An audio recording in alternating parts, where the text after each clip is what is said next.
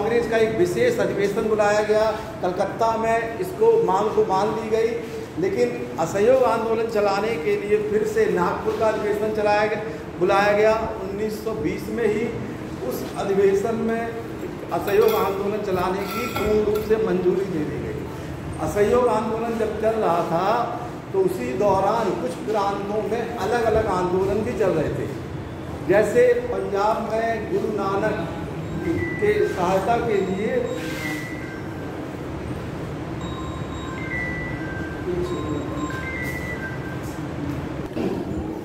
गुरुद्वारों में ट्रस्ट महंत की नियुक्ति कर दी गई थी।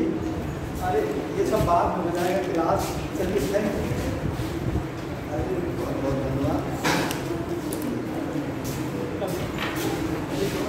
लग रहा है कि ऐसे ही डिस्टर्ब होता है।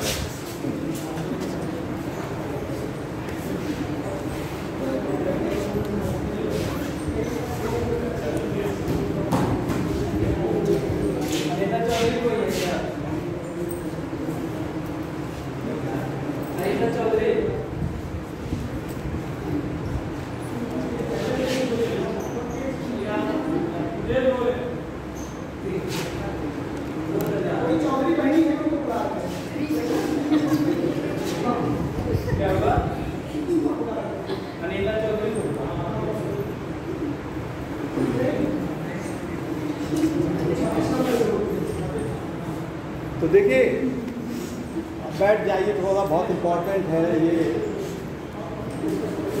तो असहयोग आंदोलन जब शुरू हुआ तो उसके साथ कई आंदोलन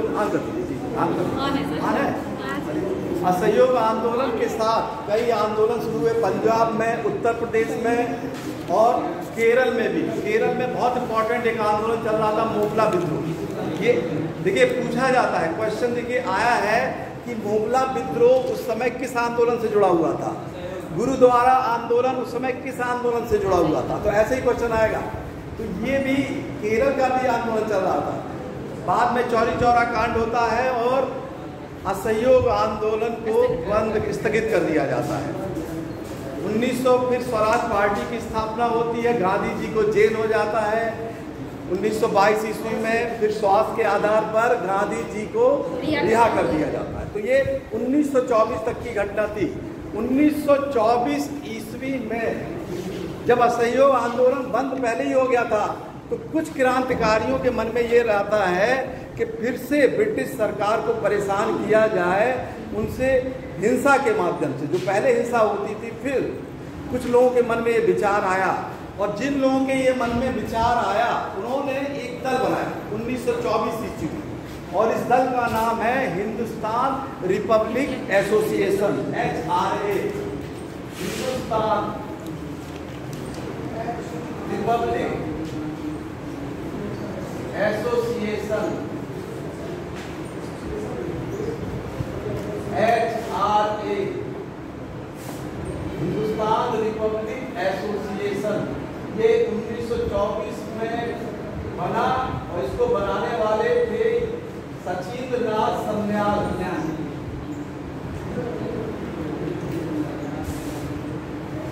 और योगेश चंद्र चटर्जी।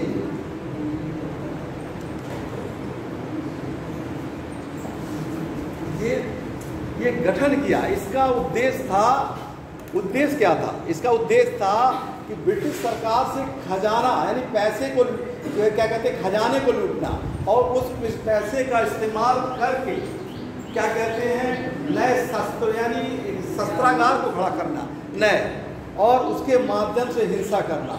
ये HRA का उद्देश्य था। तो हिंदुस्तान रिपब्लिक एसोसिएशन के कुछ सदस्यों ने एक योजना बनाई। उस योजना के अंतर्गत एक कांड होता है जिसको हम लोग जाना जाता है काकोरी कांड। ये कांड हुआ था, कब काम हुआ था? 1925 8 अगस्त को काकोरी कांड हुआ। एक काकोरी लखनऊ के और सहारनपुर जाने वाले रेलवे मार्ग में है। लखनऊ के एकदम बगल में ही काकोरी है, उसी मार्ग पर है। लखनऊ से सहारनपुर जाने वाले मार्ग पर, लखनऊ से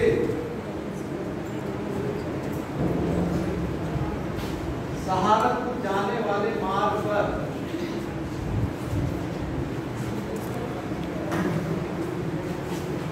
ये काकोरी स्थित है। तो 8 डाउन ट्रेन जा रही थी सहारनपुर से लखनऊ, उसी समय हिंदुस्तान रिपब्लिक एसोसिएशन के कुछ सदस्यों ने क्या किया, सरकार का खजाना जा रहा था, ब्रिटिश सरकार का, उस खजाने को लूट लिया। उस खजाने को लूटने के कारण इन लोगों को, यानी कि HRA के कुछ सदस्यों को, लगभग 29 सदस्यों की गिरफ्तारी हुई। 29 सदस्यों की गिरफ्तारी हुई।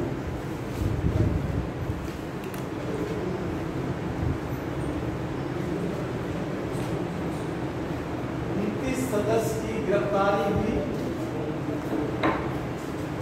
और कई लोगों को बड़ी बड़ी सजाएं दी गई, लेकिन उनमें से 4 लोग ऐसे थे उनको फांसी की सजा भी सुनाई गई।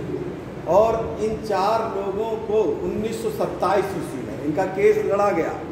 बंगाल के BK चौधरी ने इनका केस भी लड़ा। इन लोगों के पास इतना पैसा नहीं था कि उस समय बड़ा वकील करे, तो एक वकील थे BK चौधरी, उन्होंने इनका केस भी लड़ा काकोरी कांड में।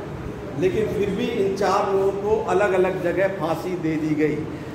1927 ईस्वी में इन लोगों को फांसी 4 लोगों को दी गई। एक लोगों को फांसी दी गई गोरखपुर में, एक लोगों को गोंडा में, एक लोगों को इलाहाबाद में और एक लोगों को फैजाबाद में। ये 4 लोगों को फांसी की सजा सुनाई गई। गोंडा में फांसी दी गई राजेंद्र लाहिड़ी को। गोरखपुर में फांसी की सजा दी गई थी राम प्रसाद मिश्र को।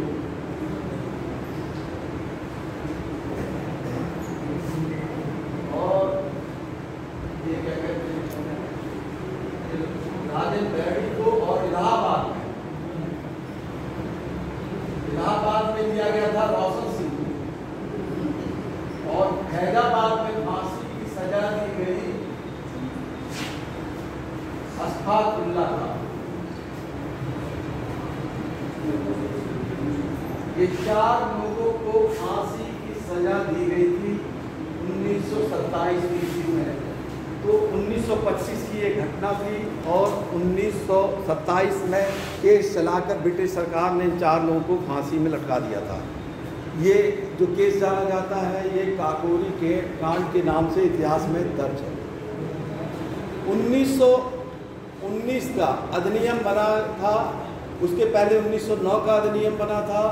1919 के बाद कई आंदोलन भारत में चला, जैसे असहयोग चला, खिलाफत हुआ आंदोलन, और भी कांड, जैसे ये कांड हुआ।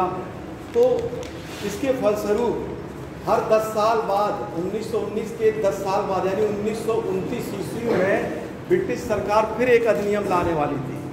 लेकिन इस अधिनियम की जांच के लिए कि भारत में राजनीतिक स्थिति क्या है, भारत को कैसे राजनीतिक अधिकार प्रदान किया जाए, भारत में जो स्थिति है, इस पर विचार विमर्श करने के लिए ब्रिटिश सरकार ने एक कमेटी का गठन किया 1927 ईस्वी में। नवंबर 1927 ईस्वी में ब्रिटिश सरकार ने भारत में राजनीतिक व्यवस्था पर अपनी राय देने के लिए एक कमेटी गठन किया जिसका नाम है साइमन आयोग।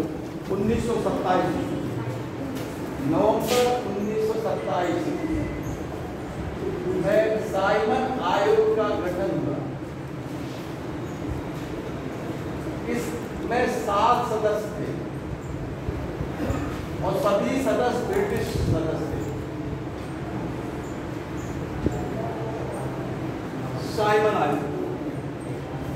साइमन आयोग को भारतीय राजनीति पर विचार देने के लिए यह प्रस्ताव देना था। लेकिन जब साइमन आयोग गठन हुआ तो इसका विरोध होने लगा। साइमन आयोग का विरोध इसलिए किया गया क्योंकि इसमें कोई भी भारतीय सदस्य नहीं थे, सभी ब्रिटिश सदस्य थे। 7 जितने भी मेंबर थे वो ब्रिटिश थे। इसकी अध्यक्षता की थी जॉन साइमन ने।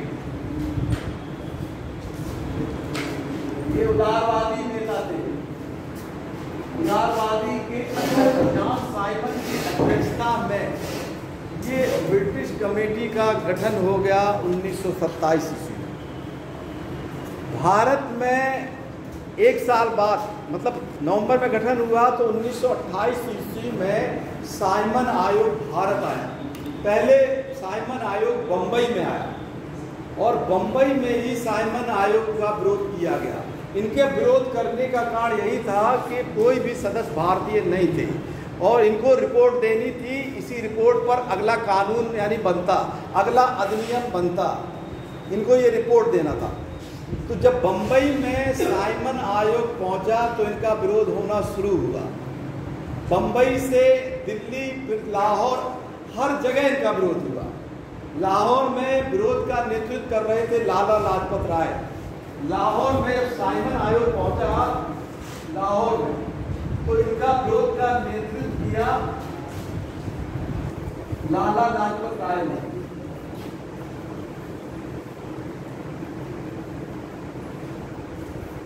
लाला लाजपत राय ने विरोध किया। उसी विरोध करते समय लाहौर में एक सहायक पुलिस अधीक्षक सैंडर्स के आदेश पर लाला लाजपत राय पर हमला कर दिया जाता है पुलिस का। इस हमले से क्या होता है कि लाला लाजपत राय घायल हो जाते हैं, आगे चल के उनकी मृत्यु हो जाती है। इसी सैंडर्स के आदेश से हुए हमले में लाला लाजपत राय घायल हो जाते हैं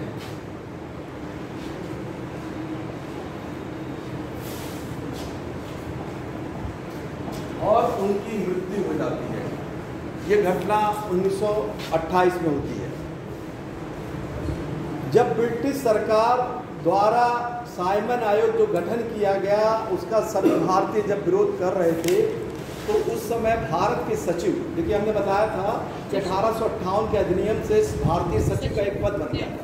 तो भारतीय सचिव ने सभी भारतीय राजनीतिक दलों से कहा कि आप हमारे जो साइमन आयोग का विरोध कर रहे हैं, आप सभी दल जो भारत में उस समय दल हैं मिलकर कोई ऐसा प्रस्ताव करिए जिसमें सभी दलों की स्वीकृति हो, तो हम उस विचार को स्वीकार कर लेंगे आपको। तो साइमन आयोग का विरोध के बाद एक दल बनाया गया जो अपनी राय देगा। उसको इतिहास में कहा जाता है नेहरू कमेटी। मोतीलाल नेहरू के अध्यक्षता में एक कमेटी। तो इसके लिए सर्वदलीय सम्मेलन बुलाया गया। ये सर्वदलीय सम्मेलन पहले बुलाया गया बंबई में। सर्वदलीय सम्मेलन की बैठक हुई बंबई में।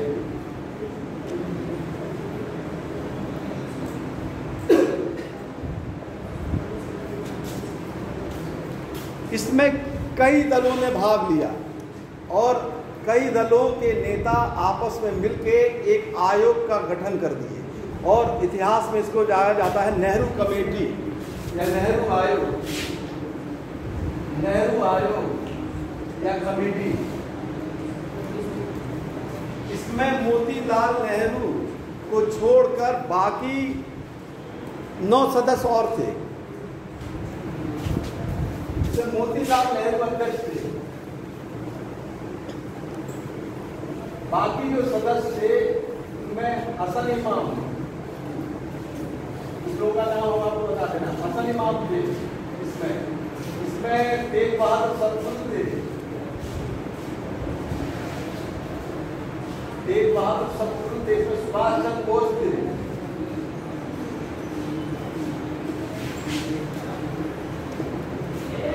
प्रधान थे। इसमें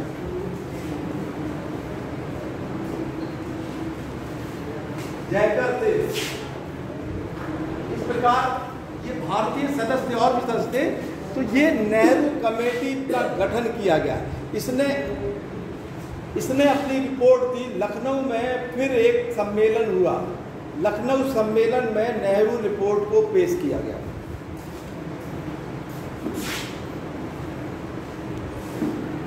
1928 लखनऊ में नेहरू रिपोर्ट को पेश किया गया।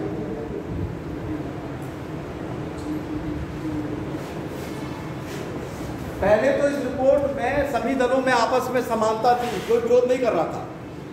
लखनऊ में रिपोर्ट पेश की गई तो जितने भी उस समय देखिए कौन से दल थे, कांग्रेस तो बहुत बड़ी पार्टी थी, मुस्लिम लीग थी, उदारवादी थी, हिंदू महासभा थी, ठीक है, लेबर दल यानी श्रमिक दल था उस समय, ठीक है। तो ये जो दल थे इन सभी दलों ने आपस में समझौता कर लिया, लेकिन इसकी जब दूसरी फिर मीटिंग हुई कलकत्ता में तो आपस में मनमुटाव हो गया। कलकत्ता 1928 में ही कलकत्ता में दी गई रिपोर्ट में मतभेद हो गया।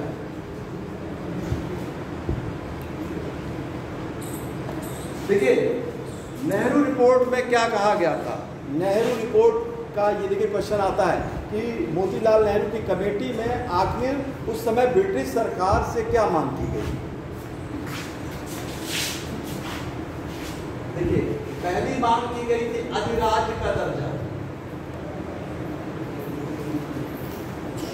दूसरा कहा गया था कि भाषा के आधार पर प्रांतों का गठन,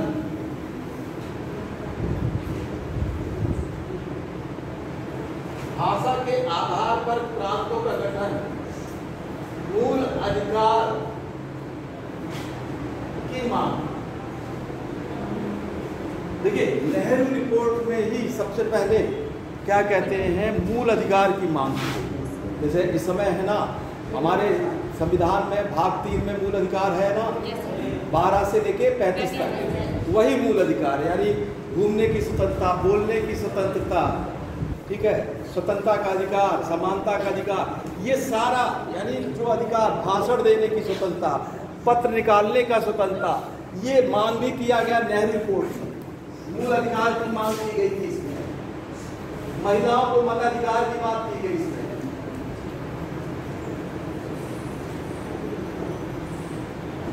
इसमें महिलाओं को मताधिकार की भी मांग की गई थी नेहरू रिपोर्ट में। लेकिन नेहरू रिपोर्ट में पृथक निर्वाचक मंडल जो मुस्लिम लीग का पहले से अधिकार था, मुस्लिम लीग चाहती थी कि हर जगह ये लागू हो जाए, वो नहीं मांगा गया। पृथक निर्वाचन मंडल को कैंसिल किया गया, ये कैंसिल किया गया, पूरे भारत में नहीं मांगा गया ये। मुस्लिम लीग चाह रही थी कि कहीं भी जहां चुनाव हो पूरे भारत में इसको लागू कर देना चाहिए, लेकिन इसको नेहरू रिपोर्ट में इस मांग को अस्वीकार कर दिया गया। बाद में इससे कई लोग इस रिपोर्ट से आपस में ही मतभेद हो गया। पहला तो देखिए अधिराज्य का दर्जा, ये अधिराज्य का दर्जा का मतलब होता है कि हमको स्वतंत्रता तो मिले, स्वशासन तो मिले, लेकिन हमारे ऊपर ब्रिटिश सरकार रहे, यानी भारत में स्वतंत्रता रहे लेकिन कंट्रोल बॉडी ब्रिटिश सरकार रहे, यानी लंदन से राजा या लंदन की संसद ही नियंत्रण करे, इसी को कहते हैं अधिराज्य का दर्जा। इसीलिए इसका विरोध किया मोतीलाल नेहरू के लड़के ने, इनका यानी जवाहरलाल नेहरू और सुभाष चंद्र ने इसी चीज का विरोध किया। जवाहरलाल नेहरू और सुभाष चंद्र ने इसका विरोध किया।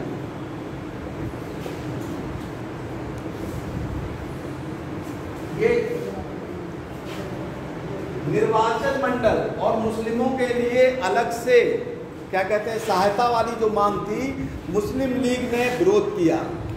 यहीं पे देखिए मुस्लिम लीग का समझौता होता है 1916 ईस्वी में, कांग्रेस और मुस्लिम लीग एक हो जाते हैं, लेकिन इसी समय देखिए ये ऐसा धरातल है 1928 में नेहरू रिपोर्ट कि यहीं से मोहम्मद अली जिन्ना अलग हो जाते हैं, और यहीं से जब अलग होते हैं तो जब तक वो पाकिस्तान बन नहीं जाता है तब तक वो विरोध ही करते रहते हैं, कांग्रेस पार्टी यानी अपनी अलग से मांग देते रहते हैं।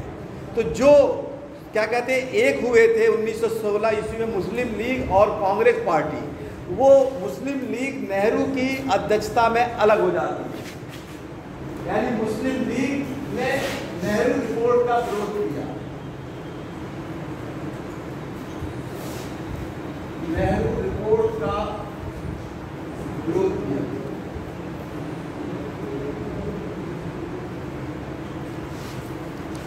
और ये अलग हो जाते हैं मुस्लिम लीग। तो कई दल में आपस में विभाजित, ब्रिटिश सरकार भी यही चाहती थी, इसीलिए ब्रिटिश सरकार ने अपने प्रस्ताव में कहा था कि आप एक ऐसी रिपोर्ट दीजिए जिसमें सभी दलों का बहुमत हो, लेकिन सभी दल में क्या हो जाता है, विरोध रहता है, इसलिए नेहरू रिपोर्ट लागू ही नहीं हो पाती है। लेकिन बाद में हमारे देखिए, जब संविधान कहते हैं जब देश आज़ाद होता है तो नेहरू रिपोर्ट में जो भी मांग की गई थी उस सबको मांग लिया जाता है। यानी भारत का जब क्या कहते हैं संविधान बनता है तो इस संविधान में नेहरू की रिपोर्ट में दी गई बातों को अंत में स्वीकार भी किया जाता है। लेकिन यहाँ पर तो विरोध ही होता है, यहाँ विरोध हो जाता है। इसी समय 1928 ईस्वी में ही एक घटना घटती है।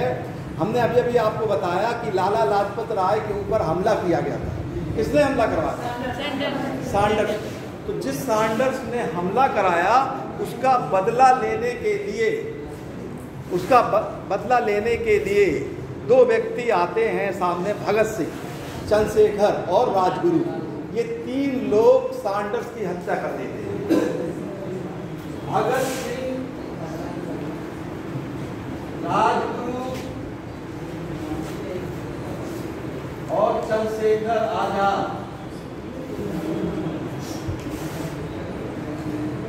ने लाहौर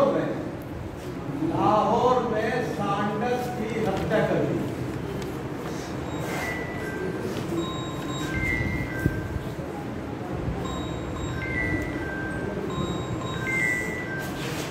इसकी हत्या कर दी।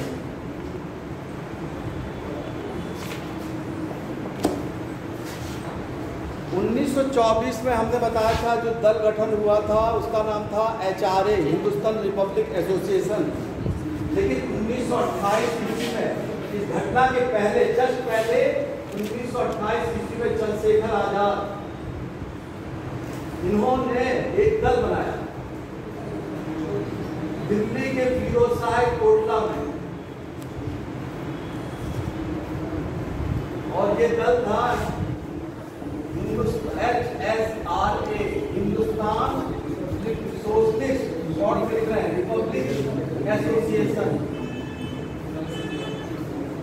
ये दल बनाया 1928 ईस्वी में, और इसी दल के लोगों ने, जिसमें चंद्रशेखर आजाद, ये देखिए पहले हुआ था इसके बाद ये हुआ, भगत सिंह ने, इन लोगों ने गोली मार दी, सैंडर्स की हत्या कर दी 1928 ईस्वी में। और ये लोग मार कर क्या हुए, मार कर ये लोग चले गए, भाग गए। 1928 तक का ये इतिहास है। हमने बताया अभी अभी कि मुस्लिम लीग नेहरू आयोग से अपना मतभेद होकर उसने अलग हो गया, और मोहम्मद अली जिन्ना ने ब्रिटिश सरकार यानी यहाँ के जो वायसराय थे उनको अलग से अपनी 14 मांग दे दी।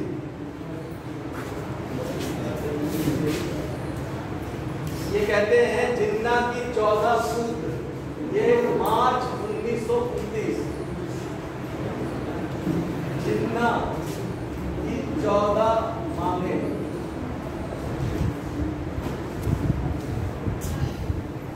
मोहम्मद अली जिन्ना देखिए यहाँ से अलग हो जाते हैं, ठीक है।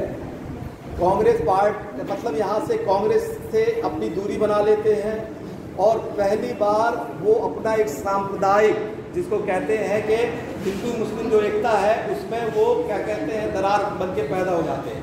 और इस मांग में वो ये कहते हैं कि कोई भी मांग जब तक ना स्वीकार की जाए, जब तक किसी धर्म के 3/4 व्यक्ति का वोटिंग ना लिया जाए, यानी कोई भी विधेयक मान लीजिए पारित हो ना हो तो यहाँ जितने कोई धर्म का है उसके 3/4 लोगों से पूछकर ही पारित किया जाए, चाहे वो केंद्रीय विधानसभा में चाहे प्रांतीय विधानसभा में। तो उनकी कई मांगें थी, जैसे उनकी मांग थी कि सिंध को अलग कर देना, उनकी मांग थी कि पंजाब, बंगाल, सिंध और उत्तर पश्चिमी प्रांत में मुसलमानों की देखभाल के लिए एक नया आयोग का गठन करना। तो इस प्रकार ये जो मांग थी ज़्यादातर मुस्लिम से संबंधित वो मांग रहे थे। तो उन्होंने इस समय से एक मुस्लिम के लिए, मुस्लिम धर्म के लिए विशेषकर ब्रिटिश सरकार से अपनी मांगों को मांगना शुरू कर दिया 1929 ईस्वी में।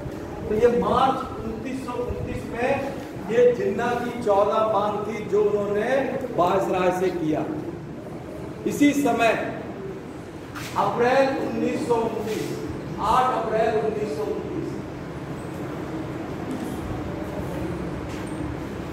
केंद्रीय विधानसभा, देखिए हमने बताया था 1919 के अधिनियम में 2 दल बन गए थे, तो केंद्रीय विधानसभा में विधेयक पारित हो रहा था, सार्वजनिक सुरक्षा अधिनियम। 2 विधेयक पारित हो रहे थे, यानी 2 विधेयक रखे गए थे, सार्वजनिक सुरक्षा अधिनियम और व्यापार विधेयक।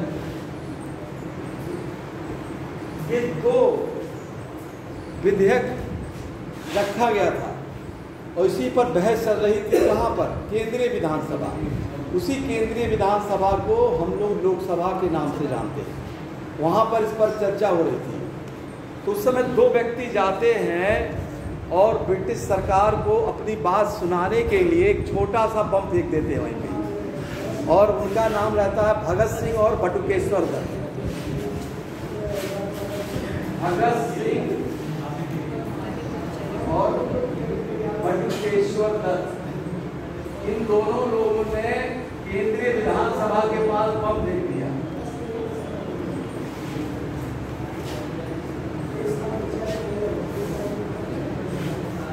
इन लोगों की देखिए कोई मंशा नहीं थी कि किसी को नुकसान पहुंचाना, क्योंकि ये बम सिर्फ आवाज, जैसे ये हम लोग सूतली बम फेंकते हैं, बोलते कि नहीं बोलते दीपावली में, आवाज तेज करने के लिए।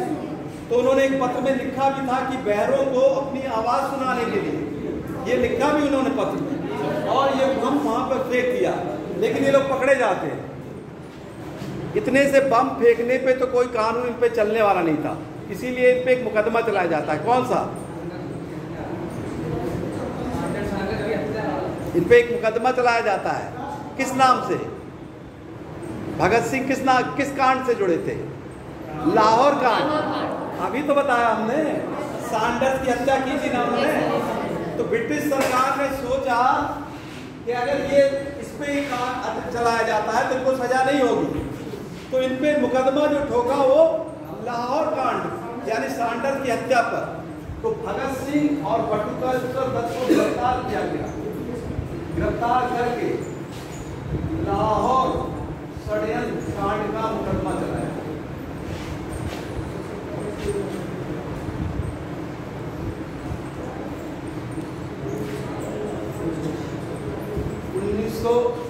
ये अब घटना है, देखिए एकदम क्रमबद्ध है। इतिहास में जो भी आपको बता रहे हैं ये क्रम से ही समझिए, क्योंकि क्रम से ही क्वेश्चन आता है।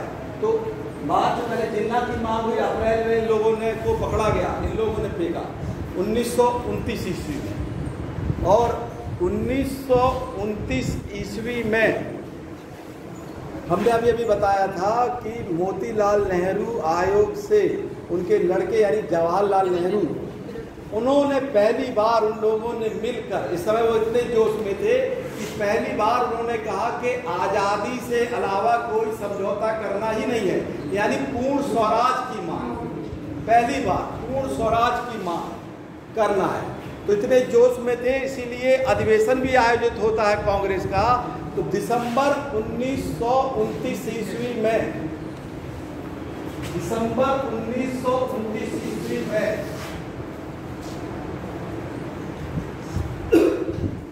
लाहौर में रावी नदी के किनारे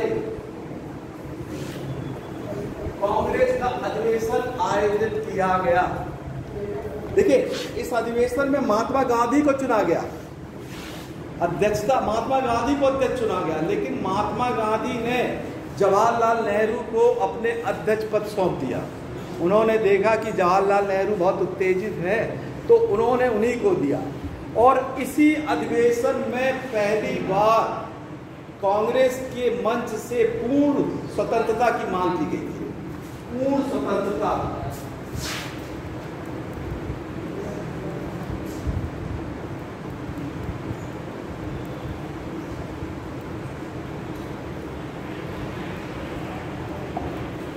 पूर्ण स्वतंत्रता की मांग की गई और कहा गया कि अगर ब्रिटिश सरकार पूर्ण स्वतंत्रता की मांग हमको नहीं देती, और एक डेट भी रखा गया इसमें 26 जनवरी 1930, 26 जनवरी 1930,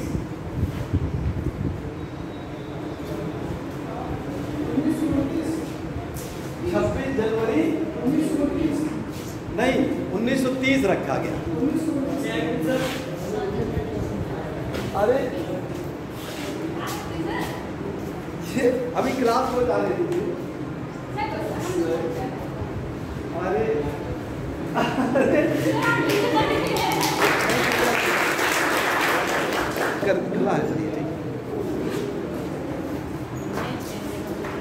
चलिए, आप लोगों का प्रेम तो बहुत अच्छा है और हम चाहते हैं कि देखिए आप सभी लोग पढ़ते रहिए, ठीक है। 1 मिनट थोड़ा सा बंद करिए तो हाँ।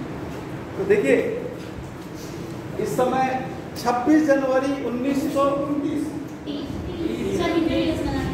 इसको हम बता देंगे, 26 जनवरी 1930 को रखा गया था।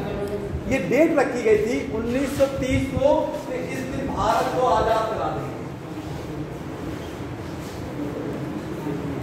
लेकिन 26 जनवरी 1923 को हमारा देश आजाद तो नहीं होता, लेकिन इस डेट को ध्यान में रखते हुए 26 जनवरी 1950 को हमारे देश में संविधान लागू करने का एक दिन रखा जाता है, क्योंकि इस दिन आज़ादी तो नहीं मिल पाई थी, लेकिन इस डेट को ध्यान में रखते हुए आगे चल के 1950 को क्या हुआ, संविधान को लागू कर दिया, संविधान को लागू कर दिया गया था इस डेट को। तो ये बहुत इम्पोर्टेंट उस समय मांग किया गया था, और ये भी कहा गया उस अधिवेशन में कि अगर ब्रिटिश सरकार मांग नहीं मांगी तो फिर गांधी जी के नेतृत्व में एक आंदोलन फिर चलाया जाएगा। अभी तक देखिए गांधी जी के बारे में अगर आप लोग समझिए तो 1924 में वो रिहा कर दिए गए थे, लेकिन 4 साल तक वो कांग्रेस से दूर थे। जब साइमन आयोग की रिपोर्ट आती है तब वो स्वयं चले आते हैं, उनको साइमन आयोग की विरोध होता है तो फिर कांग्रेस में जुड़ जाते हैं। अभी तक दूर थे कांग्रेस से, लेकिन साइमन आयोग की रिपोर्ट आते ही गांधी जी भी आ जाते हैं, और गांधी जी ही इस पूरे जो अधिवेशन होता है, इस पूरे अधिवेशन में गांधी जी का ही दृष्टिकोण रहता है कि वो नेहरू को अध्यक्ष बनवाते हैं और नेहरू पहली बार पूर्ण स्वतंत्रता की मांग करते हैं इसमें। तो गांधी जी के नेतृत्व में कहा गया कि आंदोलन किया जाएगा, लेकिन पहले वायसराय को एक पत्र दिया जाएगा और अपनी मांग दी जाएगी। तो गांधी जी को ये जिम्मेदारी सौंपी गई। गांधी जी ने एक पत्र भी लिखा वायसराय को, और उस अपनी पत्रिका जिसका नाम है यंग इंडिया, उसमें उन्होंने अपनी 11 मांग मांगी और कहा कि अगर ये 11 मांग नहीं मांगी जाती है तो फिर आंदोलन फिर शुरू किया जाएगा। इसको सविनय अवज्ञा आंदोलन कहा गया कि फिर एक सत्याग्रह शुरू किया जाएगा। तो गांधी जी ने उस समय के जो वायसराय थे उनका नाम था लॉर्ड इरविन, उनको एक पत्र लिखा, और उस पत्र में यंग इंडिया में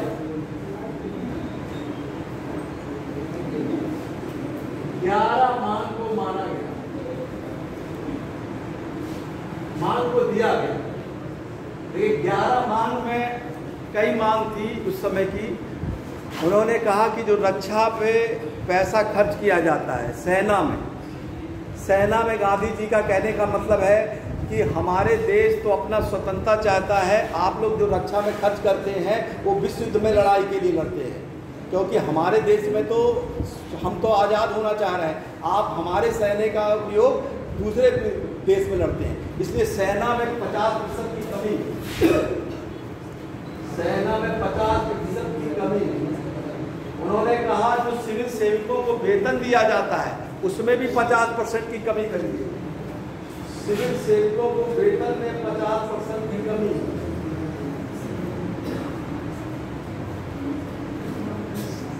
उन्होंने शराब, उस समय शराब और सिगरेट, ये यानी ये सारी चीज़ें बहुत आयत होती है, उस पर धरने की भी बात कही। शराब वाले स्थान पर धरना, शराब के स्थान पर धरना, धरने की बात कही। इसमें भी विदेशी जो वस्तुएं थी, विदेशी कपड़ों के बहिष्कार की बात कही गई। विदेशी कपड़े की बात, बहिष्कार की बात इसमें कही गई, भू राजस्व कर जो दिया जाता था उसमें 50% की कमी की बात की गई। इन सभी में सबसे इंपॉर्टेंट ये था उस समय कि नमक कर लिया जाता था। तो गांधी जी ने कहा था कि नमक का जो ब्रिटिश सरकार लेती है उसको तुरंत समाप्त करना चाहिए, नहीं तो ये जो हमारा आंदोलन चलेगा ये नमक के नाम पे ही चलेगा और इसको नमक के नाम पे ये आगे चल के आंदोलन चलेगा। तो नमक कर की वापसी की बात हुई थी।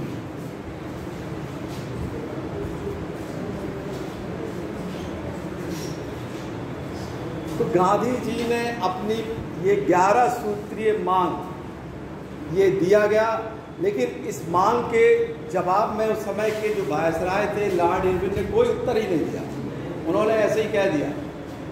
उसके बाद फिर दोबारा गांधी जी ने पत्र भेजा, उस पर भी जवाब नहीं दिया। तब गांधी जी ने अपना आंदोलन शुरू किया और ये आंदोलन इतिहास में नमक आंदोलन या डांडी मार्च के नाम से जाना जाता है।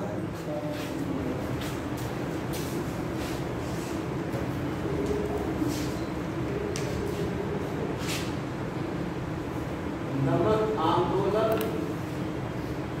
या दांडी मार्च के नाम से ये आंदोलन जाना जाता है और इस आंदोलन की शुरुआत होती है 12 मार्च 1930 से। ये साबरमती आश्रम,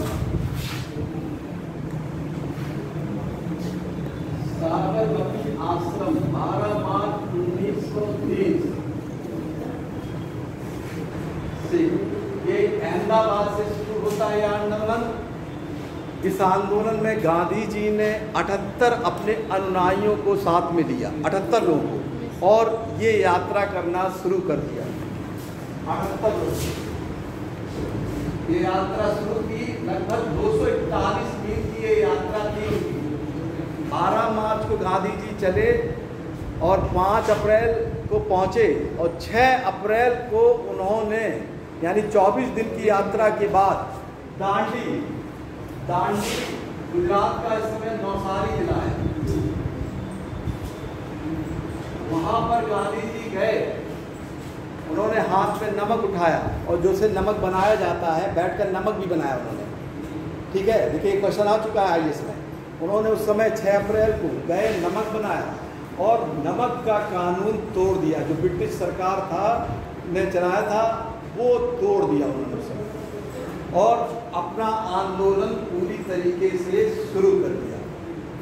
गांधी जी जैसे असहयोग आंदोलन में शुरू किया था, हमने अभी बताया कि असहयोग आंदोलन के जगह कई जगह अन्य जगह भी आंदोलन शुरू हो गए। इसी प्रकार गांधी जी के द्वारा जब शुरू किया गया आंदोलन तो हम देखते हैं कि कई प्रांतों में यह आंदोलन शुरू हो जाता है और कहीं कहीं अलग नाम से आंदोलन शुरू होता है। उत्तर पश्चिमी प्रांत, इस समय जो उत्तर पश्चिमी हम प्रांत कर रहे हैं, ये लाहौर यानी पंजाब के पश्चिम में पाकिस्तान के पास जहाँ पे बलूचिस्तान जिसकी राजधानी थी, वहाँ पर ये सबनयज्ञ आंदोलन के दौरान एक आंदोलन छोड़ जाता है और इस आंदोलन को कहते हैं लाल कुर्ती आंदोलन।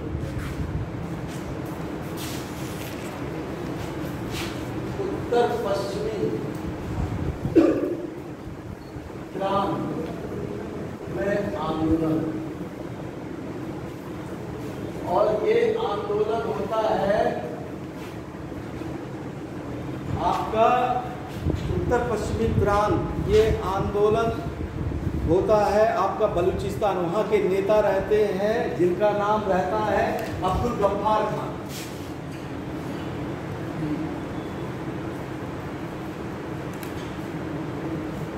अब्दुल गफ्फार खान ये आंदोलन चला रहे थे। इनके संगठन के जो सदस्य थे वो लाल कुर्ता पहनते थे, इसी कारण इस आंदोलन को लाल कुर्ती आंदोलन भी कहा जाता है।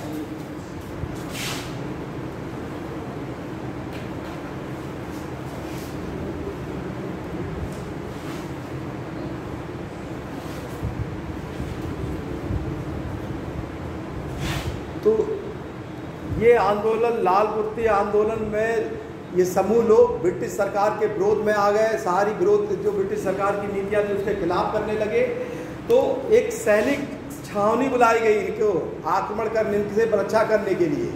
लेकिन उस समय एक सैनिक उस समय जिनका नेतृत्व कर रहे थे, उन्होंने उस समय लाल कुर्ती आंदोलन जो सदस्य थे उन पर गोली चलाने से इनकार कर दिया और उनका नाम था वीरचंद सिंह गढ़वाली। वीरचंद सिंह गढ़वाली, इन्होंने लाल कुर्ती के सदस्यों पर गोली चलाने से इनकार कर दिया।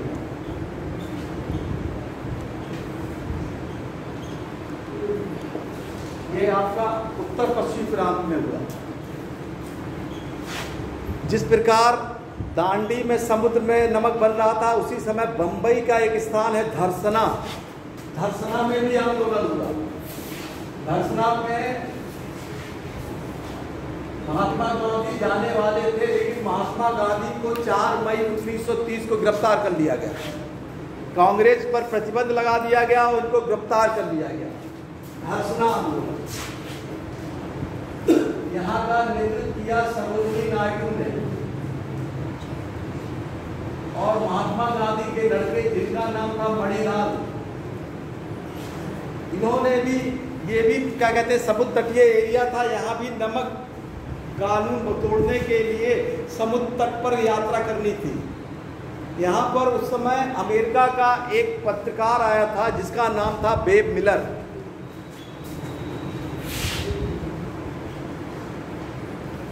अमेरिकी पत्रकार, अमेरिकी पत्रकार बेब मिलर आया था। उसने अपनी आंखों से उस दृश्य को देखा था और अपने पत्रिका में उस समय लिखा था कि ब्रिटिश सरकार ने किस तरह उस समय ज़्यादातर लोगों के ऊपर बहुत ज़्यादा क्या कहते हैं प्रहार किया था और बहुत ज़्यादा लोगों को परेशान कर रही थी, महिलाओं तक को बहुत ज़्यादा समस्या हुई थी। उसने अपने पत्रिका में निकाला और पूरी दुनिया में खबर छपी। और यही दौर था 1930 ईस्वी में, जब टाइम्स पत्रिका में महात्मा गांधी को पहला, यानी कोई भी भारतीय, पहला भारतीय था जिसका नाम उस समय टाइम्स पत्रिका में निकला था पहले नंबर पे। उसके बाद अभी तक किसी का नाम नहीं आया है। ये 1930 के सविनय अवज्ञा आंदोलन के दौरान महात्मा गांधी को अमेरिका की पत्रिका टाइम्स में नाम दिया गया था। तो ये उस समय देखिए धरसना आंदोलन चला और धरसना के साथ साथ दक्षिण में भी कई जगह आंदोलन खोला। दक्षिण में जो आंदोलन चल रहा था उसका नेतृत्व कर रहे थे राजगोपालाचारी।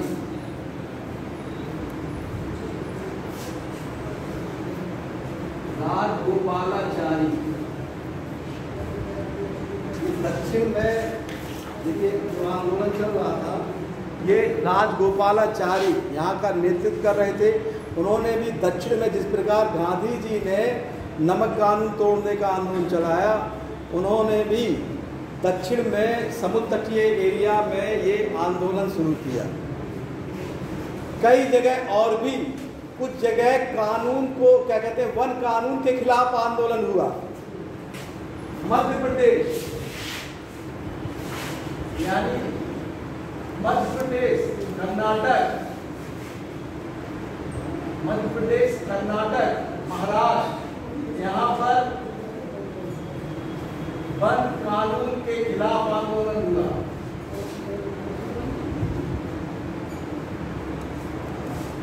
बंगाल में चौकीदारी कर न देने का आंदोलन चलाया गया।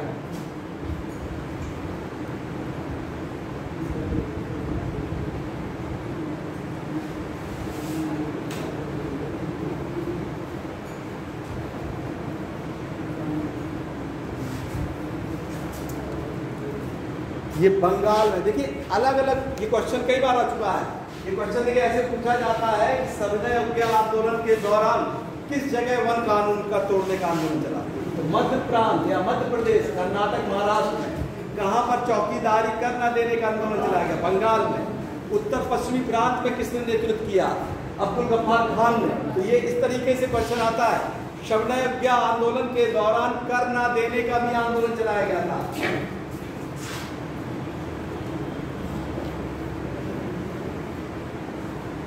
गांधी जी के गिरफ्तार होने के बावजूद, कई बड़े बड़े नेताओं के गिरफ्तार के बावजूद जनता पूरी तरीके से इस आंदोलन में पूरी तरीके से शामिल थी।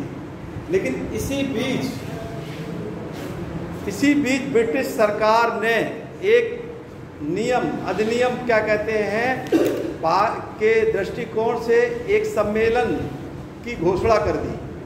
1927 ईस्वी में साइमन आयोग की रिपोर्ट का आधार मानकर एक गोलमेज सम्मेलन बुलाया गया 1930 ईस्वी। इसको कहते हैं प्रथम गोलमेज सम्मेलन।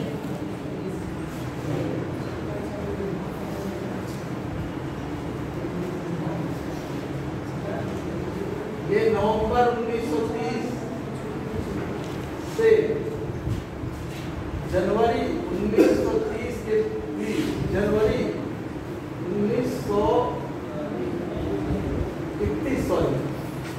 1931 के बीच में प्रथम गोलमेज सम्मेलन। गोलमेज का मतलब होता है राउंड टेबल, यानी गोलमेज। ये कहाँ बुलाया गया? लंदन में, और ये स्थान था सेंट जेम्स पैलेस, लंदन में। सेंट जेम्स पैलेस ये स्थान था। उस समय वहाँ के राजा जिन्होंने इसका उद्घाटन किया उनका नाम था जॉर्ज पंचम।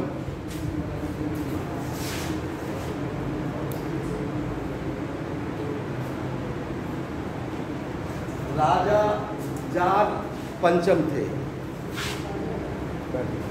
तो ये बुलाया गया सम्मेलन जॉर्ज पंचम के द्वारा, और ये क्या कहते हैं भारत से 89 सदस्य इसमें शामिल हुए।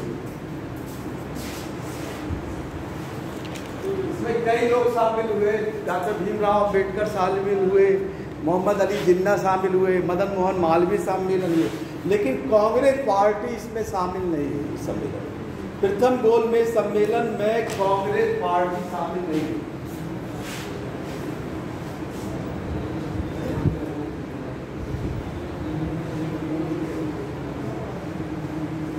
उस समय देखिए कांग्रेस पार्टी लगभग 2/3 75% जनसंख्या का नेतृत्व करती थी।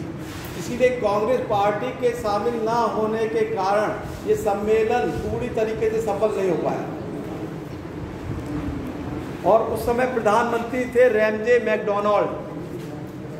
प्रधानमंत्री थे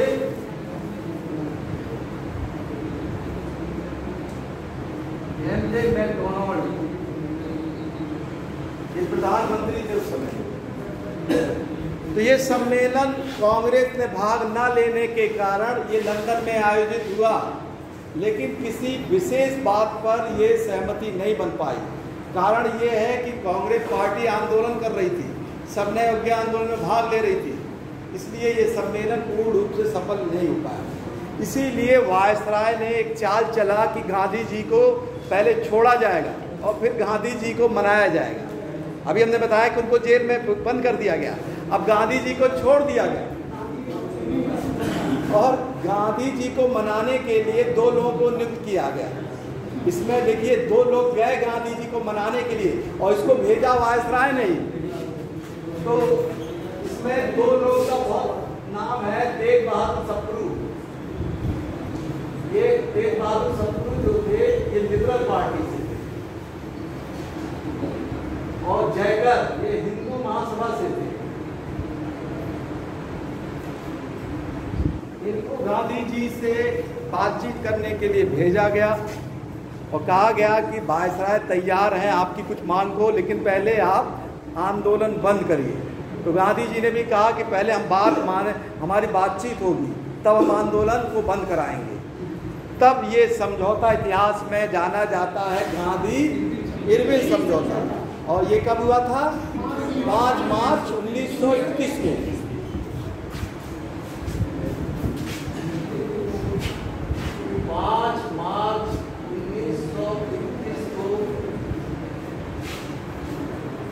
गांधी इरविन समझौता हुआ। ये देखिए एक चाल थी ब्रिटिश सरकार की कि वो आंदोलन को रोकना चाह रही थी, क्योंकि उस समय हर जगह आंदोलन हो रहा था, पूरे देश में आंदोलन फैल गया था।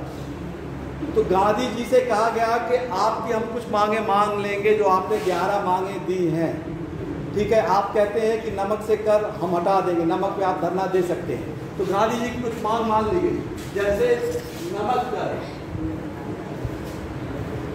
कर उनसे नहीं लिया जाएगा जो गरीब है, ये मान लिया गया नमक। दूसरा ये कहा गया, गांधी जी ने कहा कि आप लोगों ने कई लोगों को गिरफ्तार कर लिया गया, तो वायसराय ने ये कहा कि जो लोग हिंसा नहीं किए हैं उनको हम सबको छोड़ देंगे, यानी राजनीतिक बंदियों की रिहाई।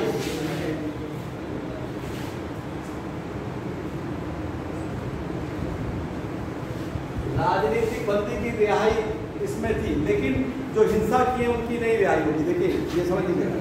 तीसरा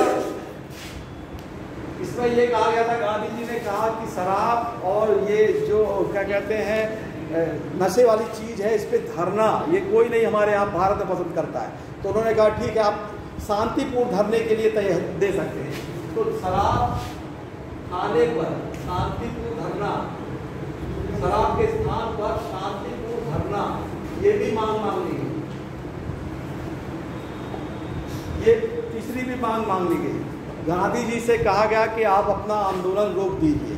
तो जब इन सब मांगों को मांग लिया गया था तो गांधी जी ने अपना आंदोलन रोक दिया। ठीक है, गांधी जी ने अपना आंदोलन रोक दिया गया। तो यहाँ से समय और क्या आंदोलन रुक जाता है। गांधी जी चूंकि उस समय कांग्रेस के सदस्य थे, इसीलिए कोई भी जब मांग मानी जाती थी तो कांग्रेस के अधिनियम में पुष्टि जरूर होनी थी। इस बार ये कांग्रेस का विशेष अधिवेशन कराची में होना था और ये इसकी अध्यक्षता की थी वल्लभ भाई पटेल ने। कराची का अधिवेशन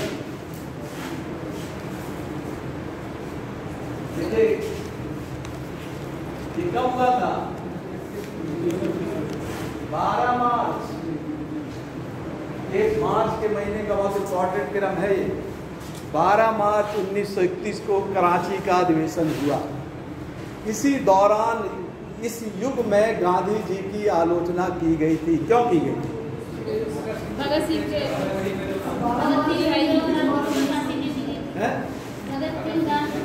उनको किस दिन फांसी की डेट रखी गई थी?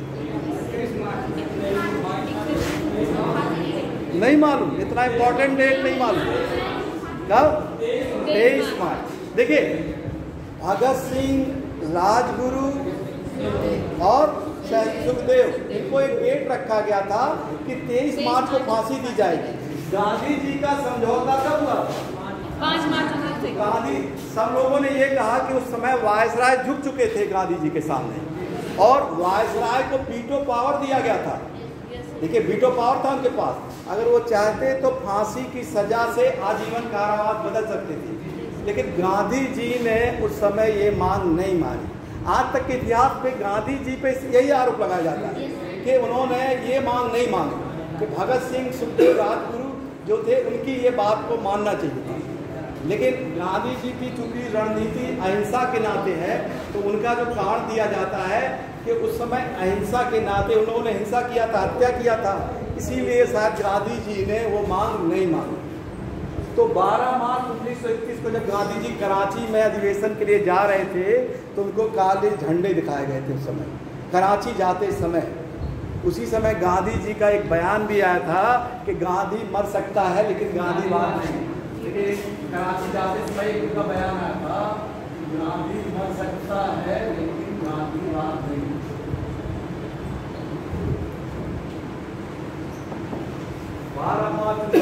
को अधिवेशन हुआ वल्लभ भाई पटेल में।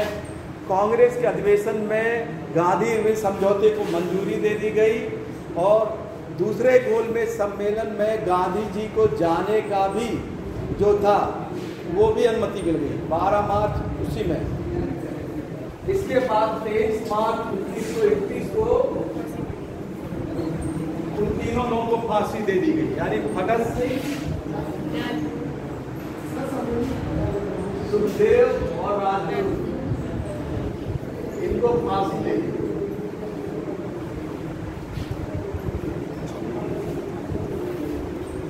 ये इन तीनों लोगों को फांसी दे दी गई 23 मार्च 1931 को। ठीक है जी, क्या 12 मार्च ये 12 मार्च अधिवेशन की आप बात कर रहे हैं, 12 मार्च। तो ये 12 मार्च और ये है 23 मार्च 1931, ये क्या कहते हैं, इनको फांसी दे दिया गया। अब गांधी जी को दूसरे गोलमेज सम्मेलन में जाने के लिए लंदन जाना था, ठीक है। तो चलिए इसको आज ख़त्म ही कर दे रहे हैं, 10 मिनट 5 मिनट का और है। तो गांधी जी तैयार हो गए थे दूसरे गोलमेज सम्मेलन जाने के लिए लंदन में। ये हुआ सेंट जेम्स पैलेस में, दूसरा गोलमेज सम्मेलन हुआ 1931 में, 1931 से 1932 के बीच, 31 के बीच में दूसरा गोलमेज सम्मेलन।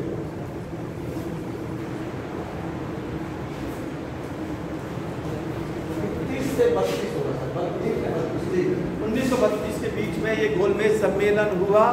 गांधी जी SS राजपूताना जहाज से लंदन गए।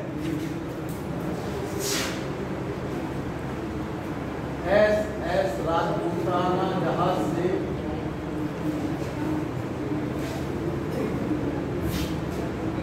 लंदन गए और ये इसका जहां होना था सेंट जेम्स पैलेस।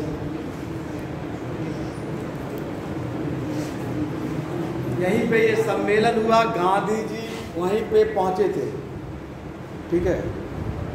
तो जब गांधी जी वहाँ पर पहुँचे थे तो गांधी जी का जो वस्त्र था, जो जैसा उन्होंने 1920 के असहयोग आंदोलन में छोड़ दिया था अपना, उसी वस्त्र में वो पहुँचे थे, ठीक है, लंदन में। लंदन आप लोग जानते हैं, जागृति पढ़े हैं, वहाँ पे तापमान बहुत कम रहता है, ठीक है, भारत के अपेक्षा वहाँ पे। और जिस महीने वो पहुँचे थे वहाँ उस समय और ठंडी पड़ती है। तो जिस समय वो सीढ़ी पे चढ़ रहे थे, वो जो सीढ़ी की बनावट थी, एक के ऊपर एक चढ़ते जाना था। तो वहाँ के जो प्रधानमंत्री थे, जब उन्होंने देखा सीढ़ी पे चढ़ते हुए, तो उन्होंने ये समझा कि कोई फकीर आ रहा है, ठीक है। तो उन्होंने वायसराय से बात की कि ये कौन आ रहा है। तो उन्होंने कहा कि यही तो गांधी है। कहा ये गांधी है, तो पूरी दुनिया में हम सबको जीतते आ रहे हैं, यही ने हमको बहुत परेशान किया है। ये उनका भाषण था उस समय, मतलब ये कहा था उन्होंने, एक किताब लिखी गई थी, ये कहा था कि पूरी दुनिया में हमने सबको जीत लिया, एक गांधी ने हमको झुका दिया, एक व्यक्ति ने। तो जब उनकी रूपरेखा देखा गया उस ऊपर से, जब तीसरे मंजिल से उन्होंने देखा, तो गांधी जी का जो वो एक अपने हाथ में लाठी लिए थे, उसी से वो चढ़ रहे थे सीढ़ी पर। तो उन्होंने कहा यही गांधी जी है, किसी तरीके से मना के लाया गया है, आप इनसे बातचीत कर लीजिए। लेकिन चूंकि देखिए उस समय ब्रिटिश सरकार ने किसी तरह उनके आंदोलन को रोकने के लिए गांधी जी को ये मनाया था। गांधी जी गए, लेकिन गांधी जी की जितनी भी मांग थी वो नहीं माना गया। उस गोलमेज सम्मेलन में कोई मांग नहीं माना गया। इसीलिए गांधी जी उसमें क्या कहते हैं, छोड़ के चले आते हैं और फिर दूसरा सविनय अवज्ञा आंदोलन चलाने का निर्णय लेते हैं। ये हम आपको आगे पढ़ाएंगे।